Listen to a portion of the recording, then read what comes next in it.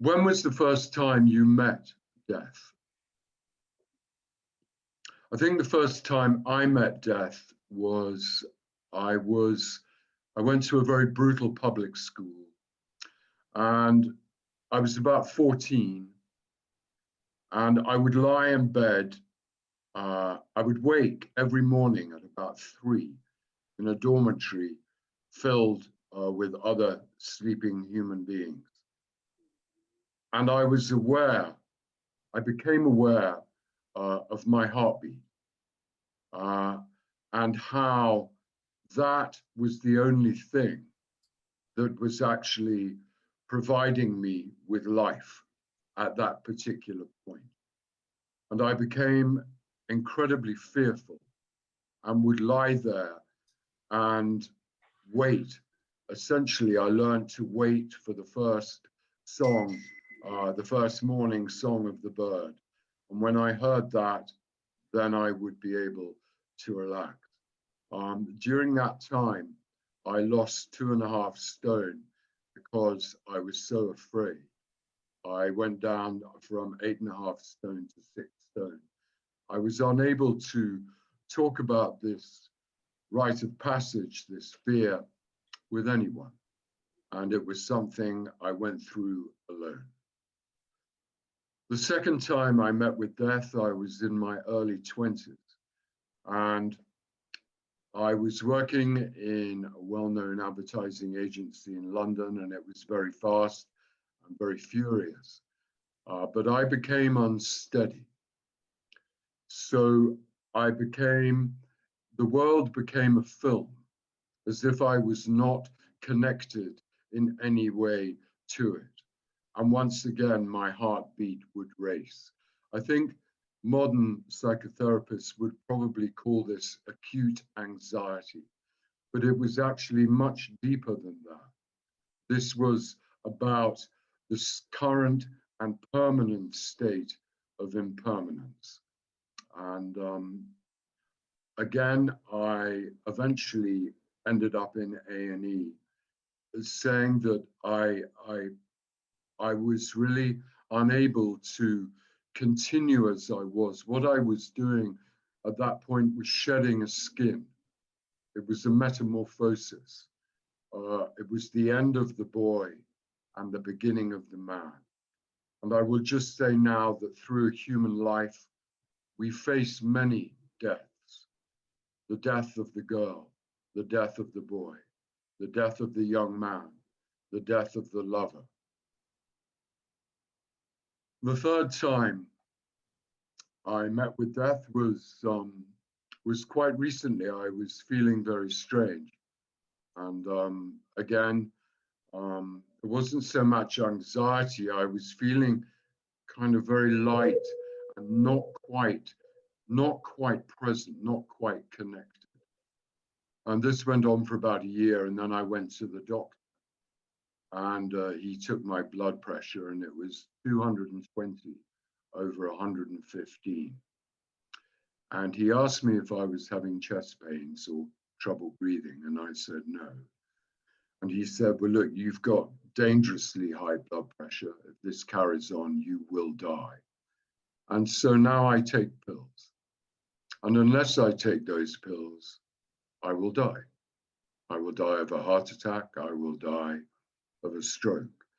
And so when that again is a rite of passage. So when we are faced, and we will all be faced at some point with that reality. So I am only present now because of 4 pills that I take at night.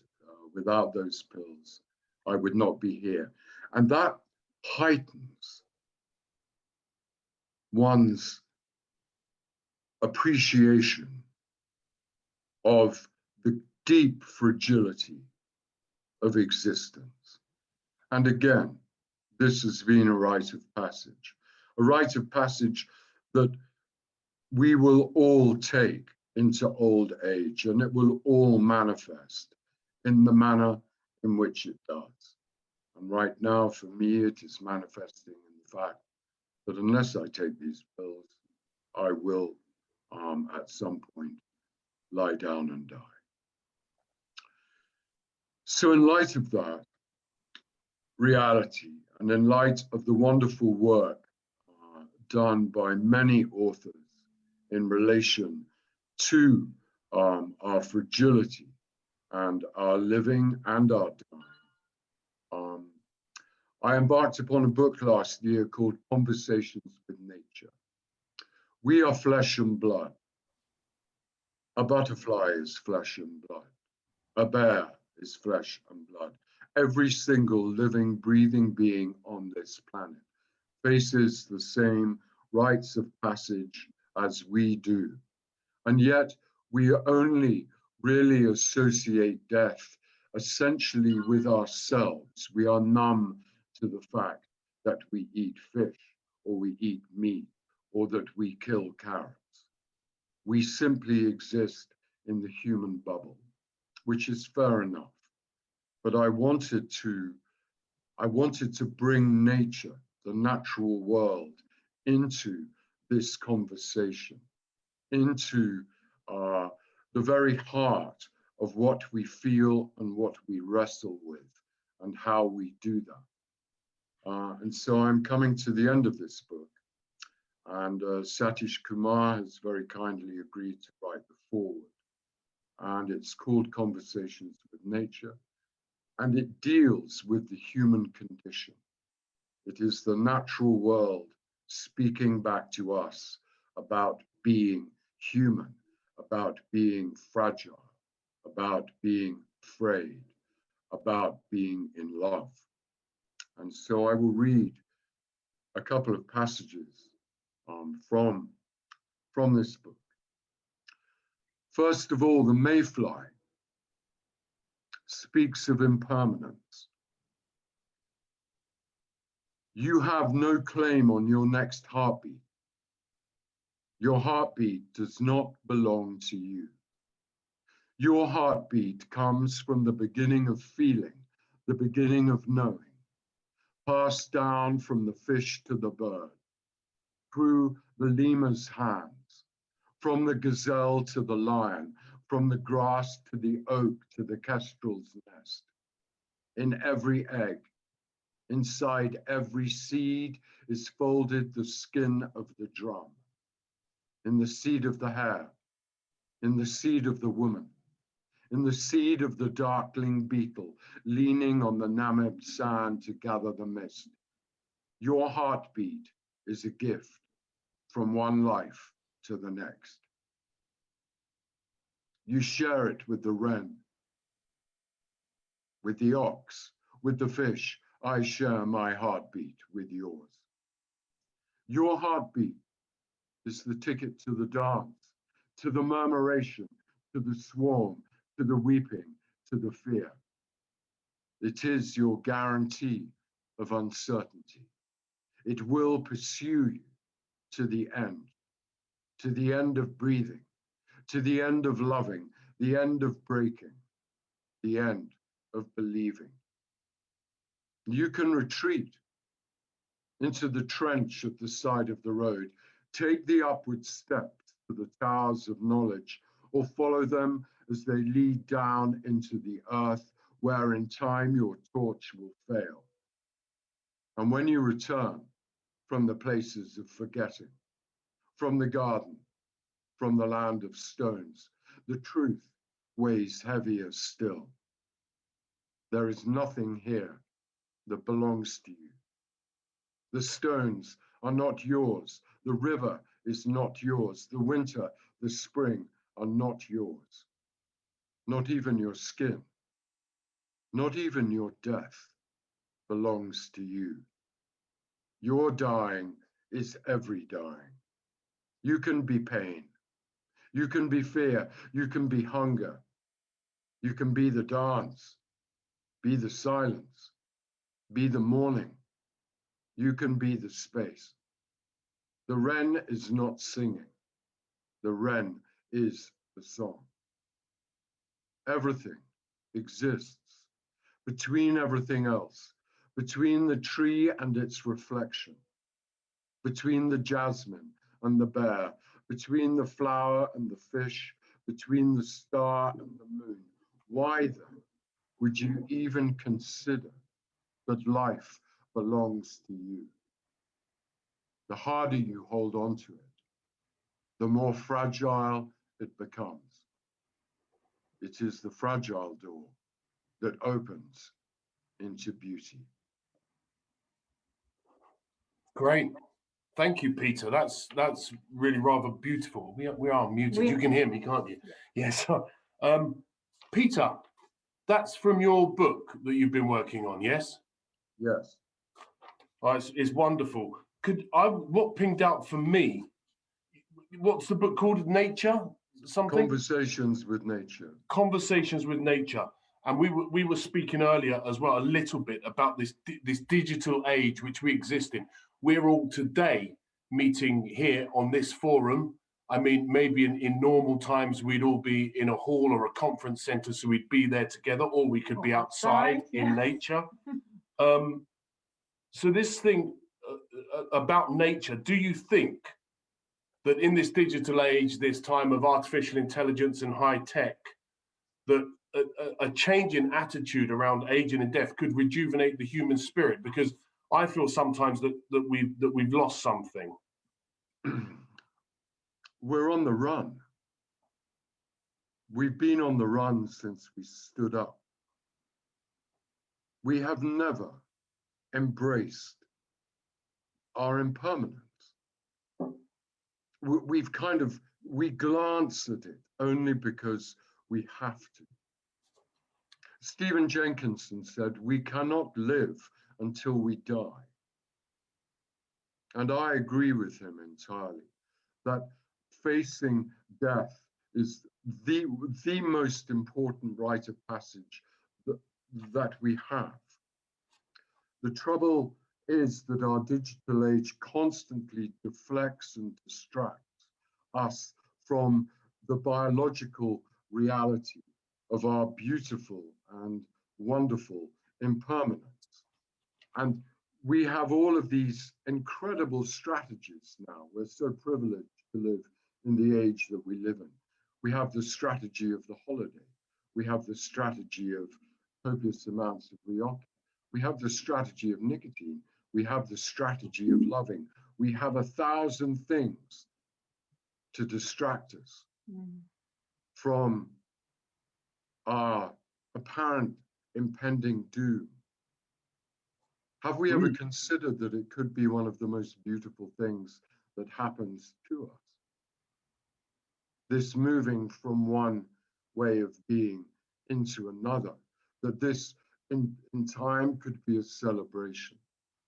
But the digital age has really reflected, in my opinion, the paucity of our bravery, the paucity of our courage to actually turn and face what will at some point catch up with all of us.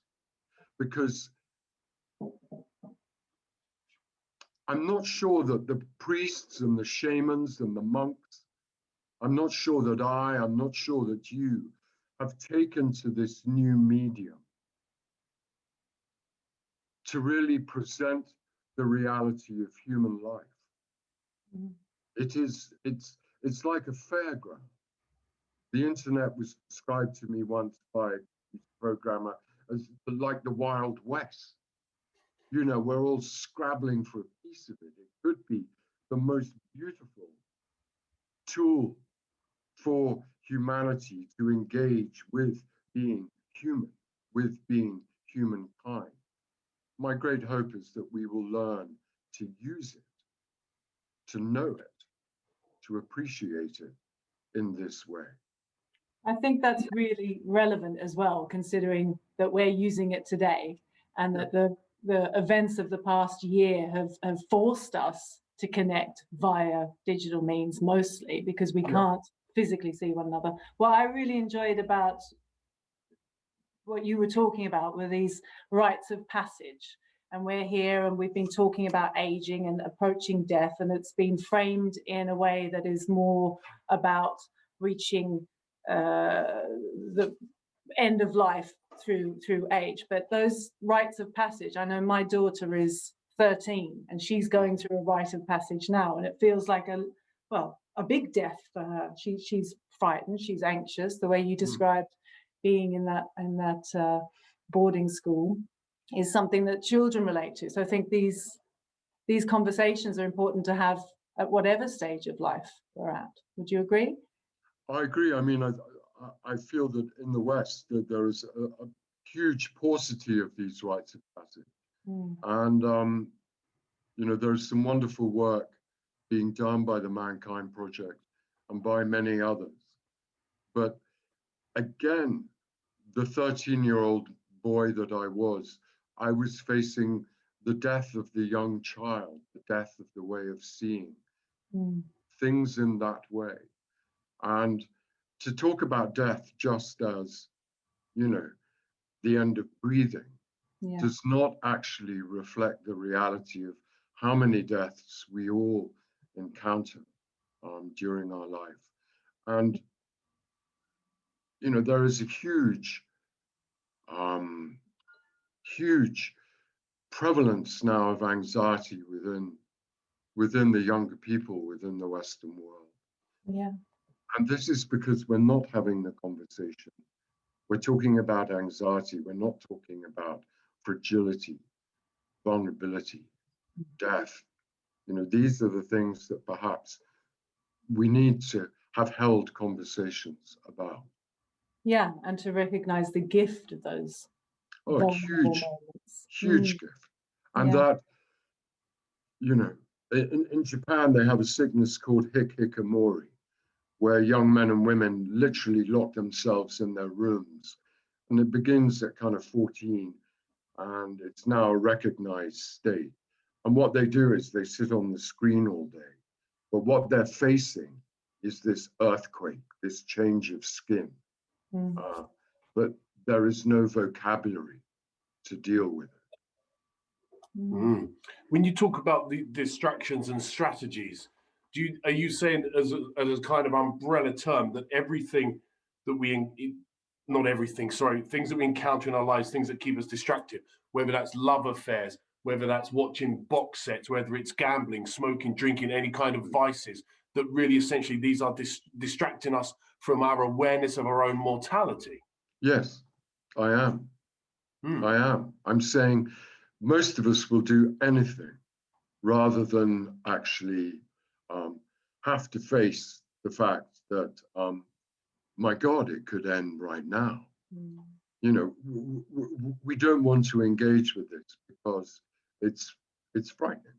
But what if it wasn't frightening?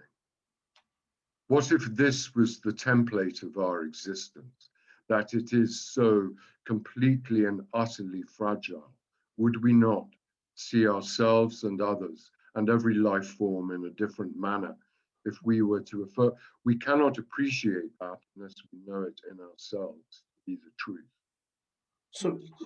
So I think that's wonderful and very eloquent. But so should we then perhaps with children, I mean, isn't it the thing that if we're saying to people immediately when you're born, there will come a time when you die, we should be encouraging people, look, the purpose of life or the end of life is death. I mean, we should have that from the word go. No, I think we should celebrate our fragility. We should celebrate our impermanence. As, to use a rather crass metaphor, everything, we're now coming into the time of blossom.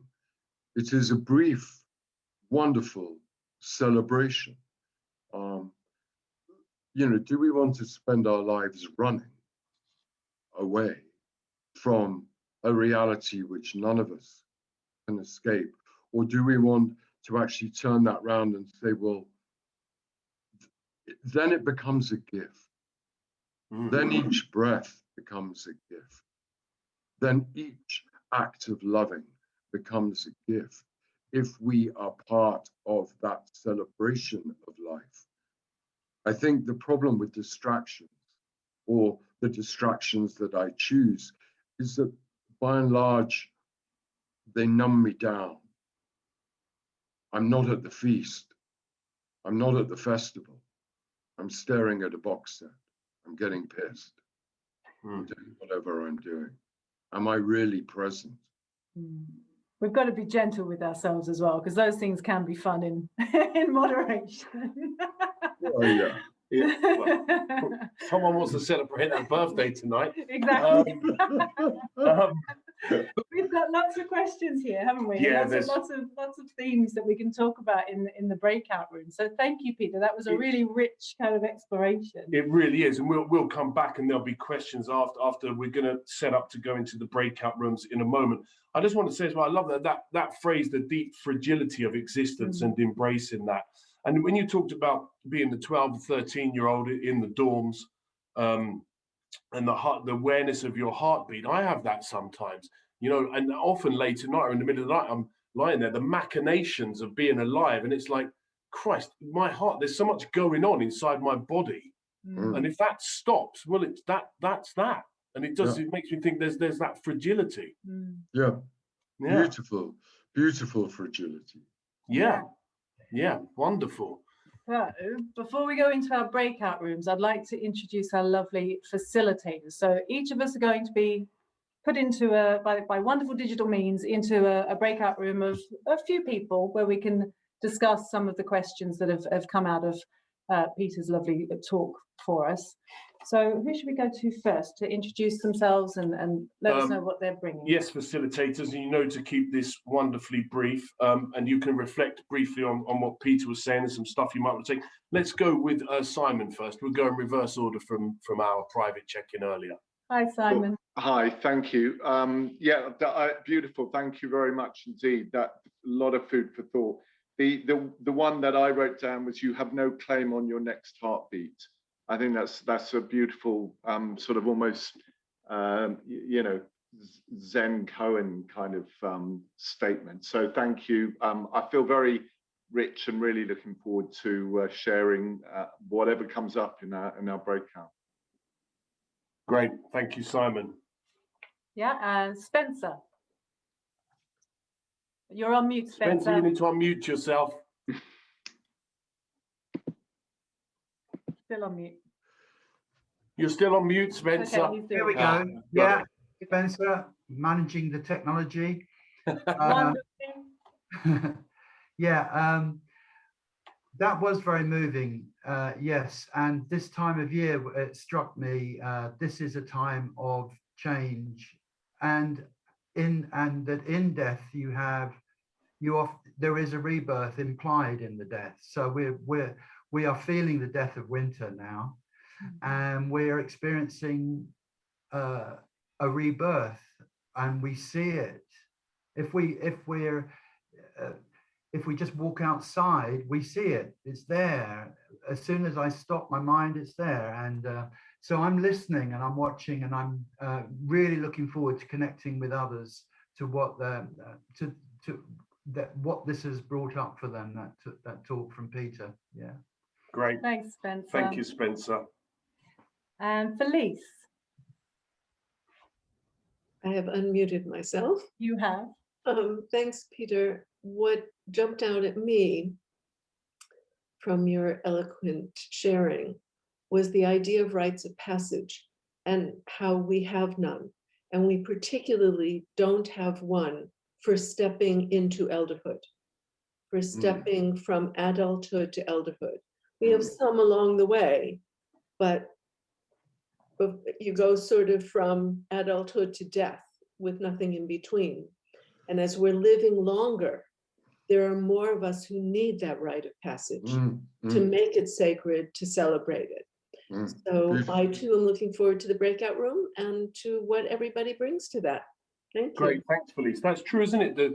Just to pick up on that very briefly, the eldership thing, and it seems to have been pushed and sort of redefined by what capitalism or commercialism, you know, 60 is the new 50, you know, 50 is the new 40, all that stuff. When do we become elders? Good question. We'll look at that. Maybe menopause for women. We've got our rite of passage, but it's been shelved as not something to look forward to, perhaps? Yeah, that's definitely, there's questions there.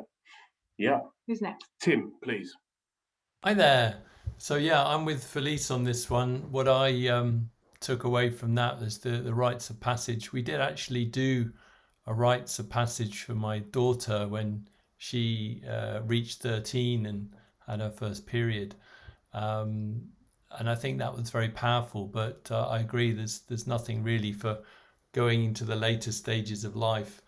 And I'm sure other cultures have that, but I'm not an expert in that. So I'd love to explore that in the breakout rooms in a bit. Wonderful. Great. Thank you, Tim. Nicola. And Nicola. Thank you. Yeah, this is the first time. I'm glad this is being recorded. I just thought that was incredibly moving. And I've been scared of death, I think, almost since I've been born. And, you know, I realized that because I'm so scared of death, I've been too scared to live. And that's how I've lived my life in a very small way. I've given up so many opportunities and chances that I've had throughout my life to keep my life small and simple. And yeah, it makes me really sad. Thank you for your honesty, Nicola. Yeah, That's thanks, beautiful. Nicola. Thank you. Thank you. We had a question, you expressing some vulnerability there. Thank you. Yeah. And, you know, when do we feel vulnerable? What's the gift of vulnerability? And that, I think, in some ways ties in what Peter's saying. Fragility, vulnerability, very similar things. Thank you, Nicola. Richard, please. Richard Hunter. Hi there. I'm a psychologist by background. We've just been touching on rites of passage and different phases, different transitions. When I was 38, I was aware that I was moving from one phase to another. And at the time, I was doing a master's degree, and I wrote a dissertation about the midlife transition. And now I'm 58, and I can feel another big transition that's sort of coming on. And so I'm interested now in the challenges of becoming 50, well, going from my 50s into my 60s and then my 70s. And I'm not writing a dissertation about it this time, but I am trying to make a film about it, a documentary film, by listening to people who can tell me things that relate to that. So that's kind of where I'm coming from. And yeah, I've got a lot to process from what Peter was saying. Thank you, Peter. I do already feel that I have a strong interest in the whole challenge of letting go of some things and embracing some new things in order to move from one phase of life to another. But I don't think I've really grappled with impermanence or my own mortality. So that's something that I've still got to do a lot of work on. Yeah, very much looking forward to hearing the views of the other people in our breakout rooms. Great. Thank you, Richard. And Kathy, please. Got the unmute, yes, thank you.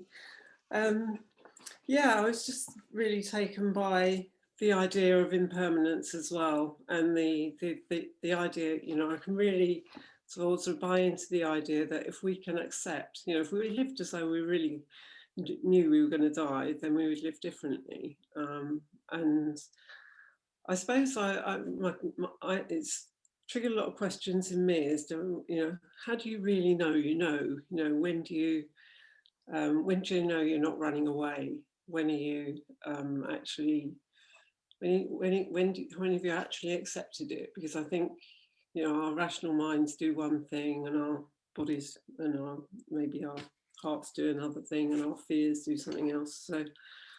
So it's kind of bringing all that together. I really love the idea of sort of moving towards a celebration of life that goes with that fragility. Great. Thanks, Kathy. So we're going to go out into breakout rooms in a moment. Anna's just going to take us through some housekeeping with that. By my maths, with 28 attendees, that will be 4 people in each breakout room having 7 facilitators. So that should enable us to go a little bit deeper as well within those breakout rooms, because there's more facilitators means fewer people in each breakout room. And during the breakout rooms, remember, each person is invited to speak, but, you know, don't feel you have to, but hopefully everyone will be able to have some discourse in that. Just to reassure you on that front, you're not recorded in the breakout room. So this is a safe space. You are able to talk about whatever you like. It's only the main session that we're recording. But it's not therapy, remember. No. So yes, housekeeping and what's the word? Looking after yourselves. Just if everyone could agree that we are going to listen to each speaker with empathy and no judgment. Please don't interrupt each other, even to agree. Try to connect with each other and through feelings rather than opinions, and speak honestly from the heart, because this can really benefit the conversation for everyone. And this is an emotive topic. So remember, as Jamie said, keep yourself safe in your sharing. It's not a therapy session. Things might come out and that's okay, but just be aware of what we're trying to achieve here. And if you could keep everything you hear in the little group that you're in confidential. As I said, it's a safe space. Your facilitator will feed back at the end of the breakout session, but it'll be overarching themes. So then we're going to open up the floor for everybody to have an opportunity to speak. If you want to speak about your personal journey or your experiences, that's great, but don't worry, the facilitators aren't going to be naming and sharing on your behalf. It's overarching themes that we're looking at. So I guess the questions that you're going into the rooms with are? Yeah, basically, you know, anything that's that Peter has said that's been thrown up, but general questions. What are our concerns around aging and death? What are the benefits of aging, if any? And do we need courage to age well? Let's bear those in mind. So now Ben is going to float you all away beautifully. Ben Cole, our tech wizard,